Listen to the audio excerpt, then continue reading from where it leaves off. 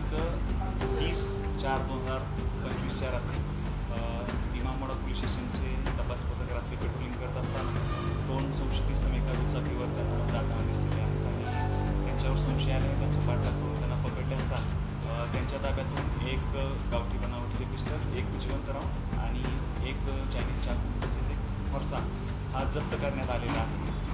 सदरची कारवाई ही माननीय zone force तसेच माननीय अपर पोलीस आयुक्त जॉईंट पोलीस आयुक्त नागपूर आणि CP सर यांच्या मार्गदर्शनाखाली इमामवाडा पोलीस स्टेशनचे DP पथक तसेच वपोनी यांनी केलेली आहे. सदर प्रकरणात एक आरोपी अद्यापपर्यंत फरार असून त्याच्याकडून हे अवजार त्यांनी प्राप्त केले आहेत फरारी आहे. त्याचा शोध घेतला जात आहे आणि सदर गुन्ह्याचा पुढील तपास पोलीस निरीक्षक साहेब गुन्हे इमामवाडा पोलीस स्टेशन हे करत आहेत.